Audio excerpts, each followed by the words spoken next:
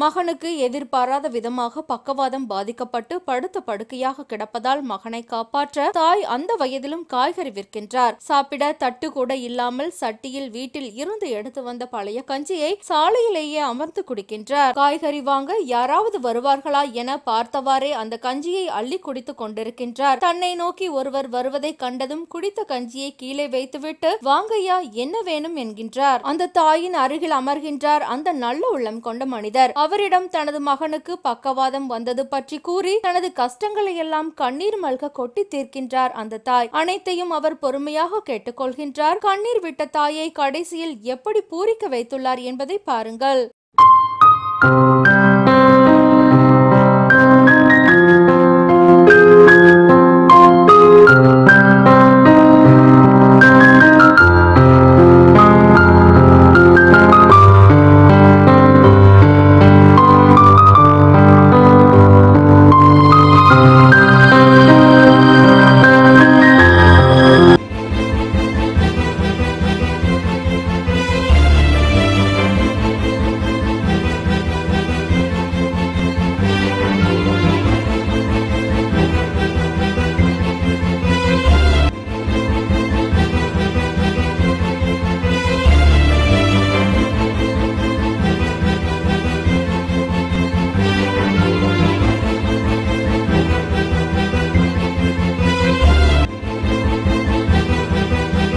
தனது மகனை நேரில் வந்து கொடுத்துவிட்டு சென்றது போன்று அந்த தாய் அதை பிறரிடம் காண்பித்து எப்படி பூரித்து போகின்றார் பாருங்கள். அந்த தாய் சாப்பிட்ட பழைய கஞ்சியை ஒருவாய் அவரது கையால் வாங்கி சாப்பிட்டுவிட்டு நான் உங்களுக்கு மகனாக இருக்கின்றேன் என கூறி அந்த நல்ல உள்ளம் கொண்ட நபர் செய்த செயல் காண்போரை நெகிழ வைக்கின்றது. இந்த வயதிலும் தன் மகனை காப்பாற்ற போராடும் தாயின் பாசத்திற்கு ஈடு இணை இல்லை.